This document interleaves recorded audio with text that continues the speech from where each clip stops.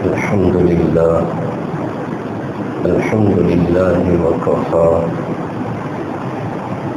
والصلاة والسلام على سيد الرسل وخاتم الأنبياء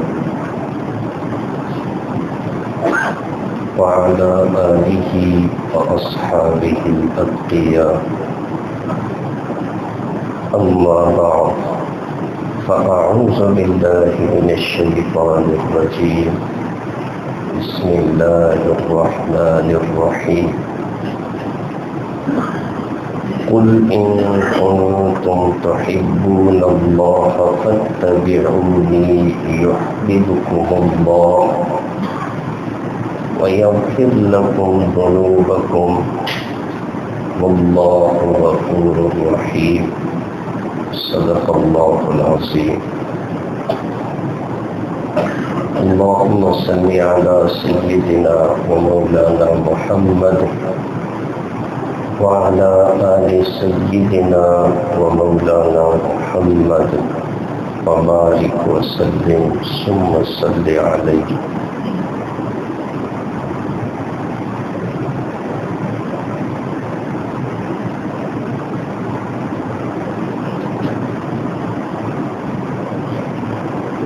محبت رسول صلی اللہ علیہ وسلم ایمان کی جان ہے، اور ایک مسلمان کہلانے والے شخص کے لیے لازم ہے کہ اس کے سامنے دنیا کی ہر شے سے بڑھ کر اپنے ماں باپ، رشتہ دار، کنبہ قبیلہ، برادری، تجارت، مکان، زمین جائیداد سے بڑھ کر اپنے نبی سے محبت اور پیار ہو،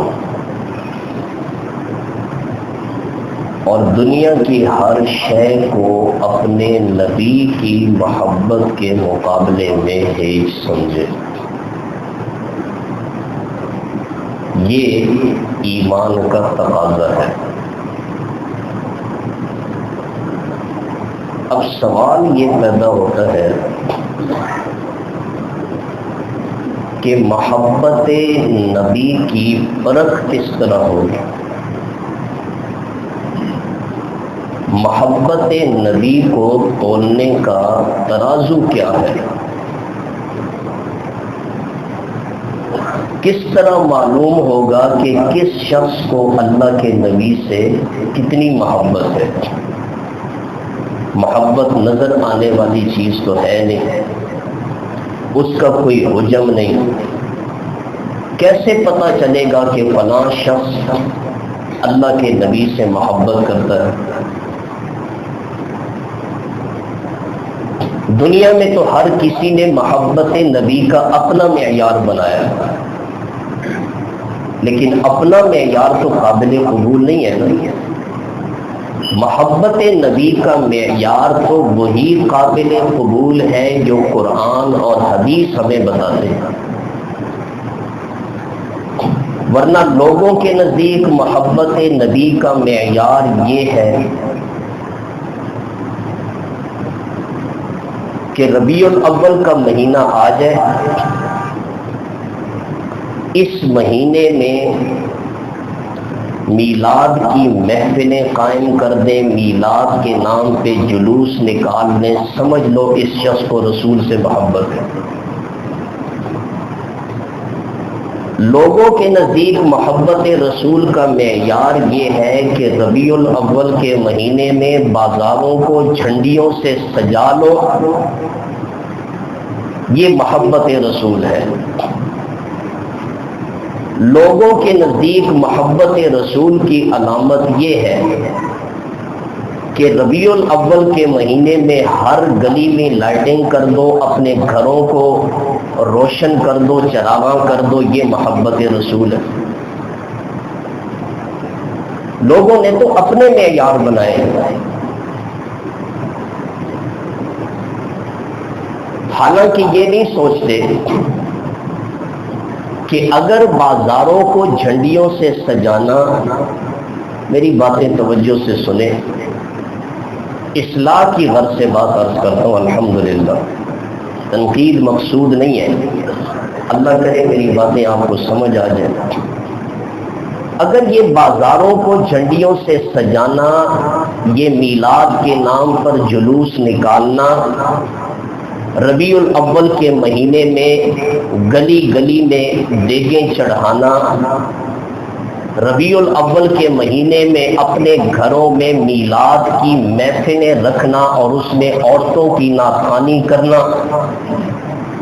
اگر یہ چیزیں محبت رسول کا معیار ہیں تو پھر ایک سوال تو ہم کر سکتے ہیں کہ کیا اس محبت کا پتہ صحابہ کو نہیں تھا؟ اگر یہ چیزیں محبت رسول کا معیار ہے، علامت ہے، تو کیا اس محبت کا پتہ تابعین کو نہیں تھا؟ اگر یہی چیزیں محبت رسول کا معیار ہیں تو خدا کے لیے ان لوگوں سے سوال تو کریں کہ کیا اس محبت کا پتہ تبع تابعین کو نہیں تھا، جن کے اندر ہم سے زیادہ رسول کی محبت تھی، جن کے اندر ہم سے زیادہ رسول کی تعظیم تھی، جن کے اندر ہم سے زیادہ رسول کا احترام تھا؟ وہ رسول اللہ صلی اللہ علیہ وسلم پر اپنی جان اور اولاد کو قربان کرنا اپنے لیے سعادت سمجھتے تھے۔ اگر ان کی زندگی میں یہ چیز محبت میں شامل نہیں تھی تو پھر اس کا مطلب یہ ہے کہ یہ حقیقت میں محبت نہیں ہے، یہ اپنی طرف سے گھڑی ہوئی ایک چیز ہے جس کو شریعت میں کیا کہتے ہیں؟ بدعت۔ تو محبت رسول کا لوگوں نے اپنا اپنا معیار بنایا، اور یہ تو بڑا آسان ہے، 100 روپے کی، 200 روپے کی، 1000 روپے کی جھنڈیاں لے لو، اپنے گھر پہ لٹکا لو، بازاروں کو سجا لو، یہ تو بڑا آسان ہے۔ تو یاد رکھیں یہ چیزیں محبت رسول کا معیار نہیں ہے۔ تو پھر آپ سوال کریں گے محبت رسول کا معیار کیا ہے، ہمیں بتائیں۔ تو میں آپ کو بتاتا ہوں کہ محبت رسول کا معیار کیا ہے۔ رسول اللہ صلی اللہ علیہ وسلم کی محبت کو تولنے کے لیے ترازو کیا ہے، اور اللہ کی شان یہ ترازو اللہ کے نبی نے خود مقرر فرما دی۔ اللہ اکبر۔ آپ علیہ السلام نے خود بتا دیا کہ مجھ سے محبت کا معیار کیا ہے، مجھ سے محبت کو تولنے کے لیے ترازو کیا ہے۔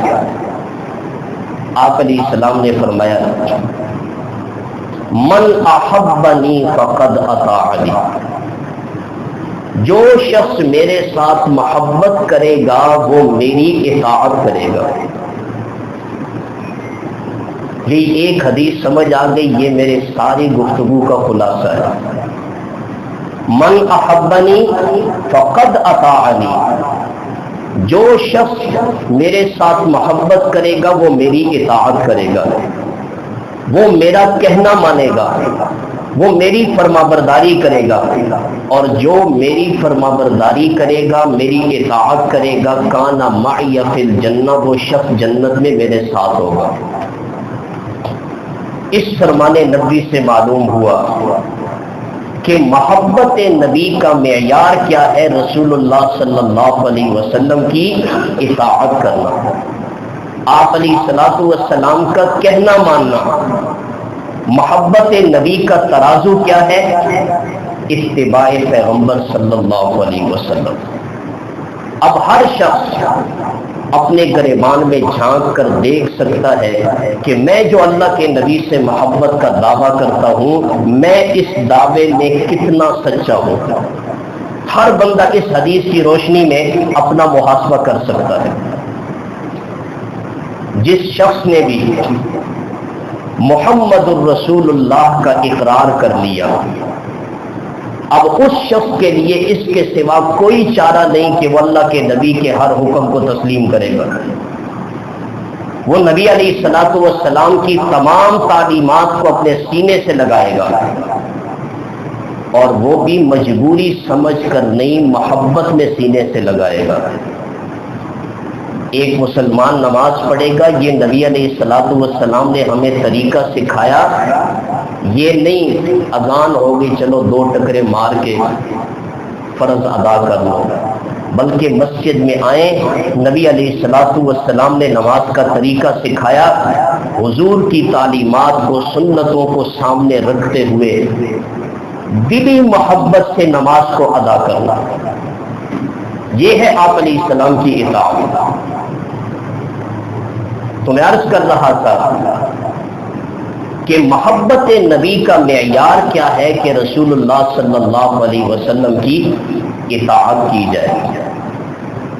حدیث میں آتا ہے آپ علیہ الصلوۃ والسلام نے ارشاد فرمایا کہ تم میں سے کوئی شخص اس وقت تک مومن نہیں ہو سکتا جب تک وہ اپنی خواہشات کو ان تعلیمات کے تابع نہ کر دے جو تعلیمات اور شریعت میں لے کر آیا ہوں۔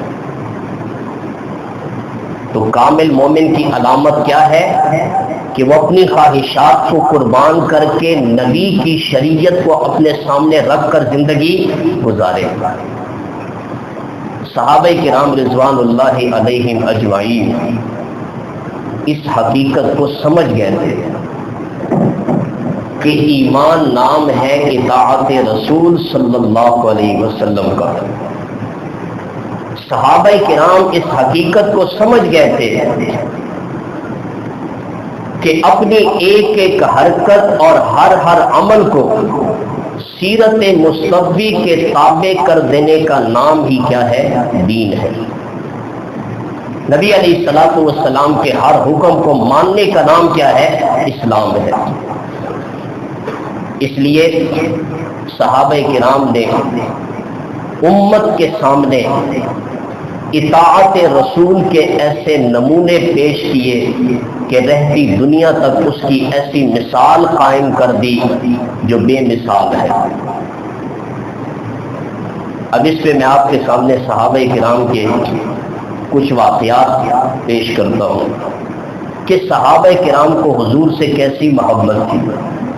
ہماری طرف صرف زبانی کھانے پینے والی محبت، بازاروں کو سجانے والی محبت، یا صحابہ نے حضور کی عملی زندگی کو اختیار کر کے محبت رسول کا عملی ثبوت دیا؟ اللہ اکبر۔ اور جو چیزیں میں صحابہ کرام کی عرض کرنے لگا ہوں، آج ہر مسلمان کو اسی چیز کی ضرورت ہے کہ وہ اسی حقیقت کو سامنے رکھتے ہوئے حضور علیہ السلام کی اطاعت کرے۔ حضرت ابو عمر جریر ابن عبداللہ رضی اللہ تعالی عنہ فرماتے ہیں کہ ہم ایک مرتبہ شروع دن میں نبی کریم صلی اللہ علیہ وسلم کے پاس بیٹھے تھے کہ کچھ لوگ ننگے پاؤں، ننگے بدن، بھاری بار چادریں پہنے ہوئے، تلواریں لٹکائے ہوئے نبی علیہ السلام کی خدمت میں حاضر ہوئے۔ آپ علیہ الصلوۃ والسلام نے ان کی اس خستہ حالی کو، فقر و فاقہ کو دیکھ کر آپ علیہ السلام کا چہرہ متغیر ہو گیا، اور آپ علیہ الصلوۃ والسلام بے چین ہو گئے ان کی غربت کو، ان کی خستہ حالی کو دیکھ کر۔ کبھی آپ علیہ السلام اندر تشریف لے جاتے ہیں، کبھی باہر تشریف لے آتے ہیں۔ یہ کیفیت آپ علیہ السلام کی جاری رہی۔ اذان کا وقت ہو گیا، آپ نے حضرت بلال کو حکم دیا جاؤ اذان دو۔ اذان دینے کے بعد حضور علیہ الصلوۃ والسلام نے نماز پڑھائی۔ نماز کے بعد آپ نے لوگوں کے سامنے ایک خطبہ دیا، اور اس خطبے میں آپ علیہ السلام نے سورہ نساء کی پہلی آیت پڑھی، اور پھر سورہ حشر کے آخری رکوع کی ابتدائی آیات، یا ایھا الذین آمنوا اتقوا اللہ ولتنظر نفس ما قدمت لغد واتقوا اللہ. ایمان والو اللہ سے ڈرو اور آگے کے لیے بھی کچھ بھیجیں، اپنی آخرت کے لیے تیاری کریں. یہ آیات پڑھ کر آپ نے اپنے مفلس اور ضرورت مند بھائیوں کی مدد کی ترغیب دیتے ہوئے صحابہ کرام سے فرمایا، ہر آدمی چاہے کسی کے پاس ایک ہی دینار ہو، ایک ہی درہم ہو، ایک ہی کپڑا ہو، ایک ہی سا کھجور کا ہو یا ایک ہی سا گندم کا ہو، اس میں سے صدقہ کرے. حتیٰ کہ اگر کسی آدمی کے پاس صرف ایک کھجور ہے، وہ اس کے بھی ٹکڑے کر کے اپنے بھائیوں میں تقسیم کر دے.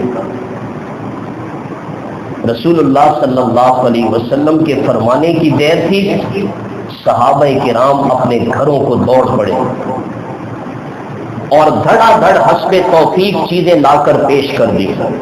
حضرت ابو عمر فرماتے ہیں کہ کچھ دیر میں کپڑوں کے اور کھانے کے 2 ڈھیر لگ گئے. رسول اللہ صلی اللہ علیہ وسلم نے صحابہ کرام کے اس جذبہ ہمدردی کو دیکھ کر، جذبہ موافقت کو دیکھ کر اور فقراء کی ضرورت پوری ہوتے دیکھ کر آپ علیہ السلام کا چہرہ خوشی سے یوں کھل اٹھا گویا کہ وہ چمکتا ہوا سونے کا ایک ٹکڑا ہے. آپ علیہ السلام اتنے خوش ہوئے اور آگے آپ علیہ السلام نے امت کی تعلیم کے لیے ارشاد فرمایا، جس بندے نے کوئی اچھا طریقہ ایجاد کیا، کوئی نیک کام شروع کیا اور اس کے بعد وہ نیک عمل کیا جاتا رہا، اس عمل شروع کرنے والے کو اتنا ہی اجر ملے گا جتنا کرنے والے کریں گے، اور ان عمل کرنے والوں کے ثواب میں بھی کوئی کمی نہیں لائی جائے گی. اللہ اکبر. یہ واقعہ ہمیں کیا سبق دیتا ہے کہ نبی کریم صلی اللہ علیہ وسلم کے دل میں غریب، نادار، مفلس مسلمانوں کے لیے کس قدر احساس تھا اور کس قدر ہمدردی کا جذبہ تھا. جب تک ان کی ضرورت پوری نہیں ہوئی آپ علیہ السلام بے چین تھے. ہاں، ان کی ضرورت پوری ہونے پر اللہ کے نبی کو سکون آیا. آپ علیہ السلام کی تعلیمات ہمیں یہ سبق دیتی ہیں کہ ایک مسلمان کے دل میں ہمیشہ ضرورت مند مسلمان بھائیوں کی اور مفلس لوگوں کی ہمدردی ہونی چاہیے. ان کے لیے اس کے دل میں احساس کا جذبہ ہونا چاہیے. اور آج اگر اس واقعے کو ہم سامنے رکھیں، اس پر عمل کرنے کی ضرورت ہے.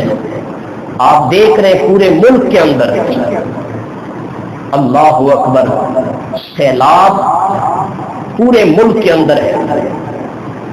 سوات کے علاقہ بنیر میں بستی کی بستی سیلاب کی نظر ہو گئی، اور صرف مکان سیلاب کی نظر نہیں ہوئے، ان مکانوں میں رہنے والے اکثر افراد بھی اللہ کو پیارے ہو گئے.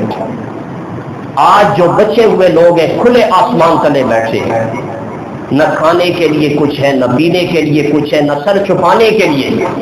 اور یہ وہ لوگ تھے، خدا جانتا ہے، جب ان کے گھر بہہ گئے اور لوگ انہیں کھانے کے لیے چیزیں لا کر دے رہے تھے، وہ شرم کے مارے آر محسوس کر رہے تھے کہ ہم تو وہ لوگ ہیں جنہوں نے آج تک کسی کے سامنے ہاتھ بھی نہیں پھیلایا، اب بھی کسی کے دینے پہ آر محسوس کر رہے ہیں.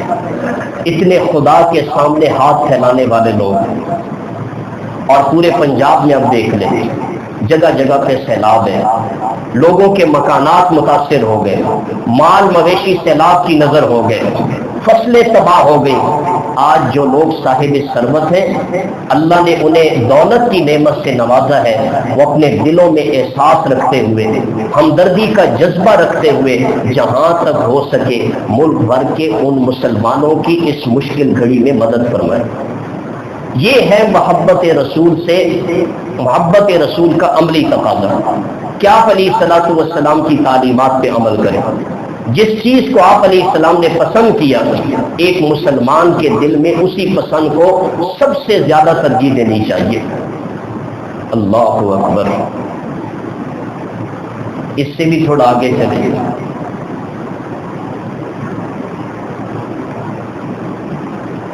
حضرت کعب بن مالک رضی اللہ تعالیٰ عنہ، ان کا ایک شخص سے قرض تھا۔ مسجد میں آئے اور مسجد میں اس شخص سے جس کے ذمے قرض تھا اس سے قرض کا مطالبہ کیا۔ دونوں کی آوازیں بلند ہو گئی، تو میں ہوئی، حتیٰ کہ رسول اللہ صلی اللہ علیہ وسلم اپنے گھر میں ہیں اور آپ تک ان دونوں کی آواز پہنچ گئی۔ نبی علیہ السلام گھر سے باہر تشریف لائے، حجرے کا دروازہ کھولا اور آپ علیہ الصلوۃ والسلام نے کعب سے عرض کی، اے کعب، آواز یا رسول اللہ میں حاضر ہوں۔ آپ علیہ السلام نے اشارے سے فرمایا کہ کعب اتنا قرض معاف کر دو، آدھے کی طرف اشارہ کر دو۔ اللہ اکبر۔ حضرت کعب رضی اللہ تعالیٰ عنہ نے عرض کیا، یا رسول اللہ میں نے آدھا قرض چھوڑ دیا۔ پھر آپ نے اس شخص سے کہا جتنا باقی رہ گیا یہ ابھی اس شخص کو ادا کر دو۔ یہ تھے صحابہ کرام کہ حضور علیہ الصلوۃ والسلام نے جو حکم دے دیا اس پہ لبیک کہتے ہیں، اور ایک مسلمان کو بھی سبق دے دیا کہ اگر تمہارا کوئی مسلمان بھائی تم سے ضرورت کے لیے قرض لے لے تو تمہیں بھی چاہیے کہ اگر وہ کمزور ہے، اس کی ادائیگی وقت پہ نہیں کر سکتا، اسے مہلت دے دو یا اللہ کی رضا کے لیے اسے کچھ نہ کچھ معاف کر دو۔ یہ میرے نبی کی تعلیمات ہیں۔ اور اجر کتنا ہے؟ اللہ اکبر۔ حدیث سنیں اور اس سے لطف حاصل کریں، ایمان تازہ ہو جائے۔ حضرت عبداللہ ابن مسعود رضی اللہ تعالیٰ عنہ فرماتے ہیں کہ رسول اللہ صلی اللہ علیہ وسلم نے پچھلی امتوں میں سے ایک شخص کا تذکرہ کیا، اللہ اس کا حساب لینے لگے، اس کے نام اعمال میں حسنات نہیں ہے، نیکیاں نہیں ہیں، لیکن ایک نیکی اس کے سامنے آ گئی۔ وہ کیا کہ وہ ایک مالدار شخص تھا، لوگوں سے لین دین کرتا تھا، اور اس نے اپنے ملازموں کو یہ حکم دے رکھا تھا اگر کوئی شخص اپنے وقت پہ قرض ادا نہ کر سکے تو اس کے ساتھ سختی نہیں کرنی، اس کے ساتھ درگزر والا معاملہ کرنا ہے یا اسے معاف کر دینا ہے۔ نبی علیہ السلام نے فرمایا، اللہ تعالیٰ نے فرمایا یہ انسان ہو کر انسانوں سے درگزر والا معاملہ کر رہا ہے، میں اللہ اس سے بڑھ کر اس کا حقدار ہوں کہ میں درگزر والا معاملہ کروں، فرشتوں اس کو معاف کر دو اور اس کو جنت میں لے دو۔ غریبوں کے ساتھ اور ایسے لوگ جو کمزور ہیں، مالی لحاظ سے ان کی حیثیت پوزیشن کمزور ہے، کوئی مسلمان ان کے ساتھ نرمی والا سلوک کرے، کوئی مسلمان ان کے ساتھ ہمدردی کرے، قرض ہے تو اسے اللہ کی رضا کے لیے معاف کر دے، انہیں مہلت دے دے۔ آپ علیہ السلام نے فرمایا تم درگزر کرو گے، اللہ کریم درگزر کر کے تمہارے گناہوں کو معاف کر کے تمہیں جنت میں داخل فرما دے۔ یہ ہے میرے نبی کی تعلیمات۔ محبت رسول کا عملی تقاضا کیا ہے کہ حضور علیہ الصلوۃ والسلام کی اتباع کی جائے۔ آپ علیہ السلام نے جو تعلیمات دی ہیں، ایک مسلمان ان تعلیمات کو عمل کرنے پر اپنے لیے ایمانی لطف محسوس کرے۔ اب ایک تاجر ہے، ایک بڑا تاجر ہے، اس کے پاس ہر قسم کے گاہک آتے ہیں، امیر بھی ہیں، غریب بھی ہیں۔ اب اسے یہ نہیں چاہیے کہ صرف ایک ہی نگاہ سے سب کو دیکھے، میں نے اس سے بھی پورا منافع حاصل کرنا ہے، اس سے بھی اور اس سے بھی، بلکہ وہ تاجر اگر مسلمان ہے اس کے دل میں یہ احساس ہو آنے والا گاہک جب آئے تو اس کو دیکھے یہ کس پوزیشن کا مالک ہے، یہ امیر ہے یہ غریب ہے، اس کی حیثیت کو دیکھ کر اس سے منافع لے، اور ہو سکے تو کمزور آدمی آئے تو اللہ کی رضا کے لیے اس کو معاف کر کے فی سبیل اللہ بھی دے۔ صرف ان احادیث کو سامنے رکھتے ہوئے کہ جو بندہ اللہ کے نبی کے اس فرمان کے مطابق کمزور لوگوں کو معاف کرے گا، درگزر کرے گا، اللہ اس کے ساتھ آخرت میں درگزر کرے گا۔ صرف یہ نہیں ہے کہ ہم نے دنیا کمانی ہے، آخرت بھی تو کمانی ہے کہ نہیں، اس کے لیے بھی تو کچھ نہ کچھ کرنا پڑے گا نا۔ اس لیے تاجر کو ہر ایک کے ساتھ ایک ہاتھ نہیں رکھنا چاہیے، ہر بندے کو دیکھ کر اس کے مطابق اس کے ساتھ ڈیل کرنا چاہیے۔ ایک ڈاکٹر ہے، 3000 روپے اس کی فیس ہے، اس کے پاس امیر بھی آتے ہیں غریب بھی آتے ہیں، اور ایسے لوگ بھی اس کے پاس آتے ہیں جن کی دیہڑی صرف 1000-1200 روپے ہے اور فیس کتنی ہے؟ 3000۔ وہ ڈاکٹر صاحب امیر غریب کو 1 لاٹھی سے ہانک رہا ہے۔ انصاف سے بتائیں یہ اس کا انصاف ہے یا ظلم ہے؟ ہر ایک کو 1 لاٹھی سے ہانک رہا ہے۔ اسے چاہیے وہ اپنے دل میں اس سیٹ پہ آتے ہوئے غریبوں کا احساس لے کر آئے۔ میرے پاس ایسے مجبور بھی آئیں گے جن کے پاس دوائی لینے کے پیسے بھی نہیں ہوں گے، میں اللہ کی رضا کے لیے اس غریب کے ساتھ نرمی کروں۔ اگر 3000 فیس ہے اس کے لیے 2000 اللہ کی رضا کے لیے چھوڑ دے۔ یہ میرے نبی کی تعلیمات ہیں۔ آج مسلمان ان تعلیمات پر عمل کریں، امت کے اندر محبتیں عام ہو جائیں۔ لوگ کہتے ہیں محبتیں ختم ہو گئی ہیں، خدا کی قسم اگر مسلمان اس معاشرے میں رہتے ہوئے مسلمانوں سے نبی کی تعلیمات کے مطابق معاشرے میں رہے، محبتیں اسی طرح عام ہو جائیں۔ لیکن جب مسلمان خود غرض بن گیا، اس کی نظر صرف دنیاوی دولت پہ ہے، وہاں پہ انصاف سے بتائیں محبتیں آئیں گی یا خود غرضی آئے گی؟ جہاں خود غرضی آ جائے وہاں محبتیں کبھی نہیں پل سکتی۔ اس لیے ہر شخص کو وہ جس سیٹ پہ بھی بیٹھا ہے اس کے دل میں حضور علیہ السلام کی تعلیمات کے مطابق دوسروں کی ہمدردی ہونی چاہیے۔ مجھے ایک ساتھی عرض کر رہے تھے، سبق کے لیے واقعہ عرض کرتا ہوں، اور ہے بھی ہمدرد، جانتا ہوں قریب سے الحمدللہ۔